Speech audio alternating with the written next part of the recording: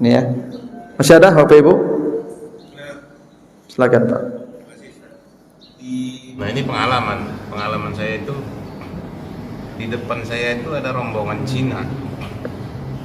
Itu pokoknya dia sholat terus sampai iqamah. Terus saya tanya sama rombongan saya, ini sholat sunat apa? Karena sebelumnya saya dimodali oleh pembimbing di sini, jangan terpengaruh oleh ibadah orang lain.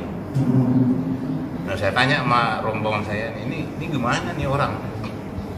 Kok sholatnya bisa 10 rakaat lah. Pokoknya di jawaban teman saya ini, pokoknya sholat sunat aja lah katanya. Enggak, kan tadi kemarin kita Ustadz bilang sholat sunat itu enggak pakai nama gitu kan. Pokoknya sholat sunat aja lah katanya. Gimana nih Ustaz? Terima kasih. Salat sunat itu Pak ada yang mutlak. Mutlak itu tanpa batas. Namanya saja mutlak. Tidak ada batas rakaat, tidak ada batas waktu, tidak ada batas tempat, tidak ada batas keadaan. Semaunya dan semampunya. Itu kenapa Nabi mengatakan kepada Rabi'ah kemarin ketika dia meminta, ya Rasulullah, ya Rabi'ah, mintalah apa yang kau minta. Ya, mumpung kita berdua saja. Waduh, kalau itu yang saya minta satu saja. Apa itu? Murafaqataka fil jannah. Saya ingin jadi tetanggamu di surga. Oh, kalau itu mintamu, kata Nabi, fa'inni ala nafsika bi kasrati sujud. Kalau begitu kau bantu saya. Apa caranya? Perbanyak sujud.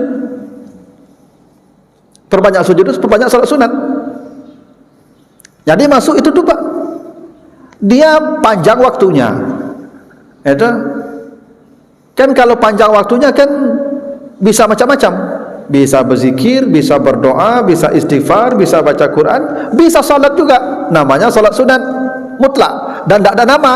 Saya ngajakku salat 2 rakaat karena Allah. Salat aja terus sampai iqamat. Begitu iqamat berhenti saja otomatis. Walaupun 1 rakaat berhenti saja. Boleh Pak. Kalau itu tanya boleh, boleh. Memang begitu lebih baik. Cuman yang tradisi Nabi dan Nabi sunnahnya tuh ada jumlahnya. Kata Ibnu Umar, saya hafal betul yang dilakukan Nabi itu 2 rakaat sebelum zuhur, 2 rakaat setelah zuhur, 2 rakaat setelah maghrib di rumahnya, 2 rakaat setelah isya di rumahnya, 2 rakaat sebelum subuh. Itu yang disebut muakkad, yang tidak pernah ditinggalkan Nabi. Ini minimal nih, yang 10 itu minimal, maksimal semampu kita, minimal 10. Karena itu tidak pernah ditinggalkan Nabi. 2 sebelum zuhur, 2 setelah zuhur, 2 setelah maghrib, 2 setelah isya, 2 sebelum subuh. Itu yang disebut muakkad,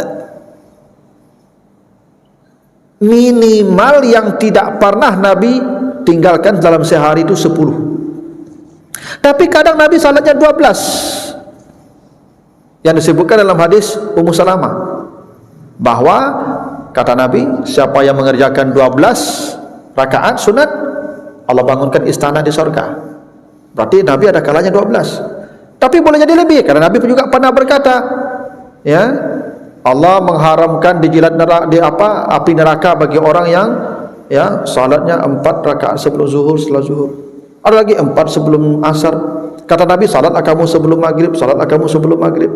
Baina azan rakaatan. Begitu kata Nabi. Jadi salat sunat itu sebenarnya Bapak Ibu unlimited. Itu makanya saya lebih cenderung jangan kasih nama, kecuali yang memang ada namanya. Seperti salat gerhana ada namanya, ada sebabnya. Yang lain tidak usah kasih nama, karena kata Nabi bikasrati sujud, perbanyak saja sujud salat sunat semampu kamu. Dan memang ada juga hadis Nabi, kata Aisyah, iza tala'al fajru, kalau sudah terbit fajar, Nabi itu la yusalli ila raka'atan khafifatan, Nabi tidak salat lagi kecuali 2 rakaat saja. Ini bukan berarti dilarang lebih. Azan subuh, kita jeda waktu cukup panjang antara azan dan iqamah subuh Pak, ada 10 menit ya. Kalau bisa Bapak Ibu 4 rakaat, tahiyatul masjid dulu, lalu salat sunat qabliyah subuh atau fajar, boleh. Kalau tidak 2 rakaat saja, include semuanya di situ, kerana Nabi 2 rakaat saja, dan tidak ada masalah juga. Habis itu udah doa lah, zikirlah menjelang ikamat. Kalau mau tambah. Cuman catatan saya, kalau Bapak Ibu memperbanyak salat sunat antara azan dan ikamat itu, ketika ikamat tolong hentikan, jangan selesaikan. Kalau sudah ikamat, berhenti saja. Dan jangan orang ikamat ragu-ragu, tunggu dulu orang sudah sadonya bila ke sembahyang oleh. Bila sudah alarm berbunyi, ikamat saja, dan salat hentikan. Kadang ada orang salat sunat kau tak mengerti, berangnya kena ikamat, ang mencelik-calik seketiknya. Orang sedang sembahyang langsung ikamatnya langsungnya. Itu tak paham dengan aturan namanya tu, Pak. Bapak yang sedang salat sunat ketika ikamat, tak usah marah, kerana pahala salat sunat sudah tetap dicatatkan Allah. Karena kita mencari yang wajib, meninggalkan yang sunat tu, yang sunat include pahalanya. Untuk apa marah? Sering tu Pak Ibu. Bukan hanya begitu, dia tetap melanjutkan salat sunatnya sampai selesai. Padahal saf sudah disusun, orang sudah takbiratul ihram, dia masih salat sunat juga. Itu orang-orang yang beribadah tidak pakai ilmu. Ibadah tu barasu-rasu. Itulah kejadian yang model itu. Jadi kalau ibu mau memperbanyak salat sunat antara azan dan iqamah itu silahkan. Cuman kalau kata Nabi, baina azanain rakaatan, antara 2 azan dan iqamat minimal ada 2 rakaat. Minimal ada 2 rakaat. Yang mau 4 lanjut, yang mau 6 silakan, tidak ada masalah. Namanya apa Ustaz? Tak kasih nama, salat saja 2 rakaat, ada namanya. Karena perintah Nabi kasratus sujud, perbanyak sujud. Itu makanya salat sunat itu tidak ada limitnya ke atas, ke bawah ada limitnya. 1 rakaat, itu namanya witir. Salat malam tu Ibu tidak ada limitnya. Makanya kadang Nabi salatnya 11, kadang Nabi salatnya 13. Salat malam tu tidak ada limit. Cuman salat malam tu yang paling baik lama berdiri. Itu makanya perintah salat malam tu qumil laila, berdirilah di malam hari. Kalau Bapak Ibu salat sunat malam, salat malam itu misalnya 2 rakaat itu 10,5 jam atau 8 rakaat setengah jam, lebih baik yang 2 rakaat setengah jam itu. Karena salat malam tu yang diminta lama berdirinya, bukan jumlah rakaatnya. Yang tak mampu lama berdiri, perbanyak rakaat sebanyak-banyaknya. Yang tak mampu waktunya sudah pendek, cukup witir saja 1 rakaat. Jadi minimal salat malam itu 1 rakaat. Ya. Siang ya minimal 2 rakaat lah, mana itu salah mana yang mau. Tapi kata Nabi, kata Ibnu Umar, yang tak pernah ditinggalkan Nabi itu 10 rakaat. Itu artinya dalam sehari itu minimal kita 10 lah, jangan sampai kurang. Kalau kurang genapkan sampai 10 Pak Caronya. Ya, makanya kata Nabi kan begitu hadisnya, siapa yang salat 2 rakaat setiap 12 rakaat setiap hari dan malamnya selama 24 jam, dia mencukupkan 12 rakaat, maka dibangunkan istana di surga. Itu artinya kan 12 minimal tu. Walaupun di hadis lain ditambah penjelasannya, 4 sebelum zuhur, 2 setelah zuhur, 2 setelah maghrib, 2 setelah isya, 2 sebelum subuh. Tapi di hadis itu tidak ada disebutkan di mananya, yang penting 12 saja. Yang penting ibu bapak salat sunatnya 12. Mau di mananya terserah, karena kalau salat sunat itu tidak mesti dikasih nama. Karena kewajiban ta'yin, jadi memberi nama itu ta'yin namanya, itu menegaskan apa namanya itu untuk ibadah wajib saja. Kalau ibadah sunat, ta'yin tidak diperlukan. Ibu kalau puasa sunat tidak perlu disebutkan nama puasa, karena Nabi contohkan begitu. Nabi pulang ke rumah Aisyah, Aisyah ada tidak yang akan dimakan? Kata Aisyah, tidak ada ya Rasulullah. Kata Nabi, inni shaimun, sengaja aku berpuasa. Tidak ada namanya Pak. Begitu memang soal puasa ibadah sunat, sengaja aku berpuasa. Tapi kalau Ramadan, nawaitu saumagadin an ada'i fardhi syahri Ramadan, sabui Ramadannya Pak. Nazar, sengaja aku puasa nazar. Qada, sengaja aku puasa qada. Banamo kalau wajib. Sunat, jadi kasih namo tak perlu lah. Baca doanya kalau Bapak Ibu mencontoh Nabi 2 rakaat saja salat setelah salat subuh, setelah azan subuh. Ada di situ rawatib, ada di situ salat setelah tahiyatul masjid, ada di situ wudu. Ba menyabit cik-cik begitu. Ada salat 2 rakaat saja. Jadi itu dibolehkan Pak. Sampai berapapun rakaatnya, sampai azan, sampai ikamat, antara azan boleh silakan. Tidak ada nama lagi, salat sunat saja. Ya, yang rawatib pun kan saya katakan tidak ada namanya rawatib itu. Rawatib itu kan kita yang kasih nama, para ulama. Kalau kita baca hadis-hadis tentang salat sunat Nabi antara sebelum dan setelah salat wajib, tidak ada pakai nama. Nama itu para ulama ngasih supaya mudah kita membedakannya dengan yang lain. Yang waktunya ini kasih nama ini, yang waktunya ini kasih nama ini, yang waktu ini kasih nama ini, supaya berbeda saja ketika kita menjelaskannya. Kalau tidak dikasih nama kan susah menjelaskannya. Nah, itu aja tujuannya Pak. Jadi boleh. Nah, tadi Bapak saya lihat Bapak 4 rakaat tadi tidak setelah azan subuh. Sampai kan? Ya tidak apa-apa. Kalau saya biasa 2 saja. Ya itu. Ya kalau beliau dapat 2 ampek tadi, aku tidak menyalahkan karena memang dibolehkan saja.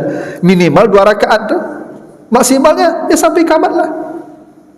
Ya, tidak dilarang selama tidak di waktu yang diharamkan. Boleh. Setelah azan, setelah solat subuh sampai terbit matahari, setelah asar sampai terbenam matahari, tidak ada lagi solat sunat itu. Yang tak boleh itu yang mutlak, yang tak menamo tadi. Kalau yang menamo yang ada sebabnya, tidak ada masalah.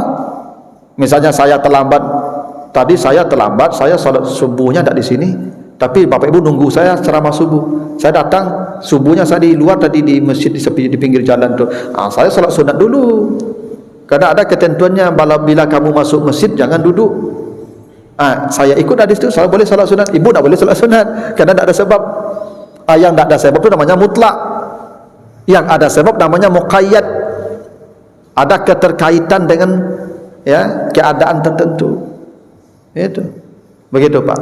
Pelaksanaan salat sunat tahajud kan kita kan tidak bisa pasti, sehingga kita khawatir nantinya bahwasanya kita tertidur malam, sehingga salat witir kita laksanakan selesai salat isya dengan tujuan supaya jangan witir kita jangan tinggal nanti. Tetapi waktu salat tahajud kita bangun, padahal kita sudah salat witir, kita langsung melaksanakan salat witir, salat tahajud. Apakah witir dilaksanakan juga atau tidak dilaksanakan? Itu pertama Ustaz. Yang keduanya, dalam masalah salat witir ini ada juga kita pernah berjamaah dengan salah satu masjid Ustaz, di mana masjid itu melakukan salat witir ini berjamaah. Jadi selesai salat isya dia langsung berjamaah dengan witir. Dia apakah biasa diberlakukan jemaah witir selesai salat isya? Terima kasih Ustaz. Terima kasih Pak. Begini, hadis riwayat Muslim, hadis dari Jabir. Man khafa alla yakuma min akhiril lail falyutir awalahu wa man tami'a ay yakuma akhirahu falyutir akhiral laili fa inna salata akhiril lail mashhudatun wa zalika afdal. Itu hadis Muslim dari Jabir. Siapa yang takut tidak akan bangun di penghujung malam, maka witirlah dia di awal malam. Awal malam itu maksudnya habis isya. Siapa yang yakin akan bangun di akhir malam, maka witirlah di akhir malam. Karena salat yang di akhir malam itu dipersaksikan oleh para malaikat, dan itulah yang paling afdal daripada salat witir. Ada sebegitu. Kalau Bapak Ibu takut tidak akan bangun di penghujung malam, kata Nabi, salat setelah isya atau sebelum tidur. Kalau Bapak Ibu yakin akan bangun, karena sekarang pakai alarm, tunda sampai di penghujung malam. Karena witir di penghujung malam itu dipersaksikan para malaikat, karena malaikat turun di penghujung malam. Dan itulah seafdal-afdal witir. Itu kata Nabi, jadikan witir itu penutup semua ibadah malam. Jadi witir itu memang paling afdal di penghujung malam. Ada sebuah riwayat mengatakan Abu Bakar itu tidak pernah witir di penghujung malam, selalu witir habis isya. Abu Bakar selalu witir habis Isya. Ndakkah tahu Abu Bakar itu hadis Nabi ini? Ndakkah tahu Nabi menyuruh witir itu di penghujung malam? Bukan ndak tahu, Abu Bakar tahu. Kenapa Abu Bakar salatnya selalu witir setelah Isya? Karena Abu Bakar tidak yakin akan hidup menjelang penghujung malam. Abu Bakar itu Pak, orang yang pendek angan-angan. Dia tidak meyakini hidup sampai pagi. Kata dia salat. Yo kok le jago jawab kok indak. Yo kok le jago menjalang jam ampek tu, kok indak bah. Lewat witir, padahal witir itu kata Nabi itu andai apa sudah mendekati wajib begitu. Jangan pernah tinggalkan witir itu. Nah karena begitulah Abu Bakar tidak pernah meninggalkan witir hingga dia selalu witir. Tapi kalau sudah witir, nah kan Nabi boleh dari apa kan dilarang la witrani fil lail, tidak boleh 2 kali witir dalam satu malam. Jadi salatnya genap saja nanti, berapa suka berapa mampunya. Nah kalau witir berjamaah ya boleh. Kan tarawih kita witirnya berjamaah. Salat malam itu boleh berjamaah walaupun perintahnya sendiri. Ya ayyuhal muzammil qumil laila illa qumi itu sendiri-sendiri Pak. Cuma Nabi pernah berjamaah dengan Ibnu Abbas. Itu kenapa kita ceritakan hadis kemarin, Nabi salat malam, Ibnu Abbas salat di belakang Nabi, ikut salat malam Nabi, berdiri di sebelah kiri Nabi, oleh Nabi dipegang kepalanya, dipindahkan ke kanan. Soal saf kemarin kan, hadis tentang saf. Tapi itu juga termasuk hadis yang membolehkan salat malam itu berjamaah. Kalau yang bersangkutan bangun sendiri, tapi jangan membangunkan orang kalau tidak ada janji. Jadi witir berjamaah itu boleh. Karena salat malam itu Ibu boleh jamaah, boleh sendiri, bahkan boleh 2, boleh 4. Jadi ada kelonggaran di salat malam tu Ibu. Kalau salat duha memang tidak pernah saya menemukan hadis boleh berjamaah atau Nabi contohkan berjamaah. Duha tidak, duha itu sendiri-sendiri saja. Ya. Tahiyatul masjid juga tidak ada berjamaah. Rawatib juga tidak ada berjamaah. Kalau salat malam witir ada berjamaah. Begitu Pak. Silakan Uni tadi. Itu kan yang Ustaz kasih contoh adalah sholat fajar. Itu berlaku tidak untuk sholat sunat rawatib yang lain? Misalnya kemarin Ustaz menerangkan sholat sunat rawatib itu ada yang 10, 12, 14 gitu. Yang kita nih berusaha kalau insya Allah kalau dapat gitu ya, 4 rakaat sebelum lohor, 4 rakaat sesudah lohor. Mau ngejar itu tapi karena waktunya singkat antara azan dengan qamat, nggak bisa itu dapat 4 rakaat tapi dapat 2 rakaat. Bisa nggak kita keadaan nih berarti sesudah sholat lohor itu kita mengganti yang 2 rakaat yang sebelum. Jadi akhirnya kita sholatnya 2 rakaat sebelum, 6 rakaat sesudah. Nah itu berlaku tidak gitu keadaan. Terima kasih. Assalamualaikum warahmatullahi wabarakatuh. Kalau malam itu dari maghrib sampai fajar. Tapi yang ibadah malam startnya setelah Isya. Gitu. Kalau malam mulai dari maghrib, terbenam matahari itu namanya sudah lail. Ya, makanya wa atis siyam ilal lail. Sempurnakanlah puasa sampai masuk malam. Kita puasa sampai mana? Sampai maghrib kan? Berarti maghrib malam. Kira-kira begitu. Cuman ibadah malam belum boleh setelah maghrib. Harus Isya. Karena itu hitung dari Isya. Nah, kan dalam surah Al-Muzammil itu ada 3 waktu malam kan? Ada 1/3, ada 2/3, ada setengah itu ya. Ya. Kalau jam 8 kita hitung Isya misalnya jam 8, Fajar jam 5, Taparuk jam 5, maka bagi 3 saja. Jam 8 sampai jam 11 itu 2/3. 2/3. 11 sampai jam 2 setengah. Waktu setengah. 2 sampai jam 5 waktu 1/3. Jadi waktu sepertiga malam dihitung mulai jam 2. Itu tidak berlaku sama, karena boleh jadi malam orang lebih pendek dari kita. Ya, karena di musim dingin. Kalau di musim dingin itu malam lebih lama. Kalau musim panas malam lebih pendek. Kalau kita kan tidak ada musim panas dingin, maka waktu kita terus standar. Maka kapan mulai Isya, kapan mulai Fajar, bagi 3. Kalau kita jam 8 mulai, berarti bagilah 3 sampai jam 5. Berarti jam 8 sampai jam 5 itu ada 9 jam kira lebih. Nah 9 jam bagi 3 lah, 3 jam. Jadi kalau Bapak Ibu misalnya salat jam 10 malam itu sudah tahajud namanya itu. Tapi tidur dulu. Misalnya bisa jadi Bapak Ibu tertidur habis Isya, atau habis maghrib itu tertidur. Jam 10 jago salat Isya, itulah tahajud tu mah. Jam 10 malam tu, karena sudah tidur dan sudah malam, sudah habis Isya. Tapi waktunya 2/3, belum dipersaksikan para malaikat.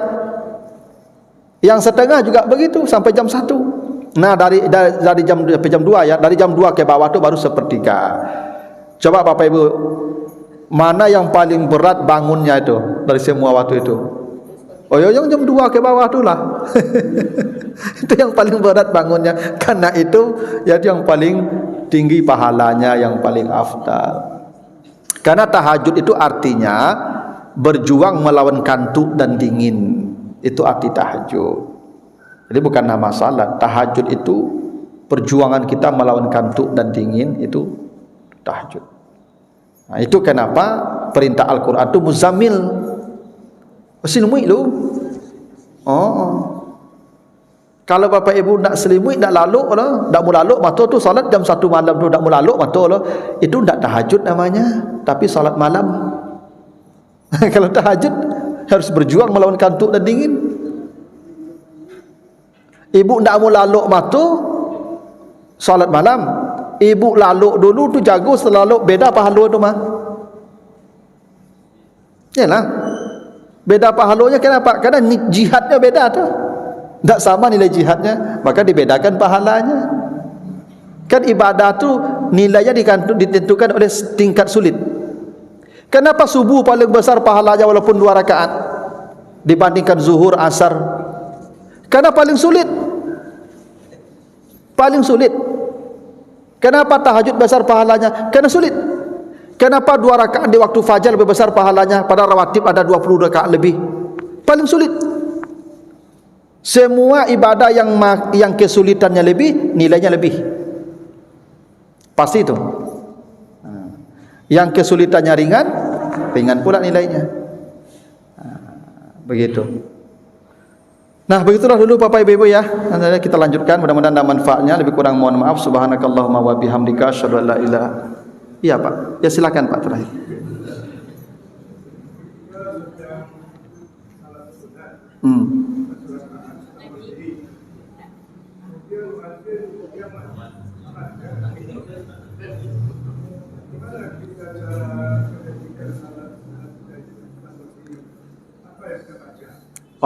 Bapak sedang berdiri, baru 1 rakaat, masuk rakaat kedua orang ikamat.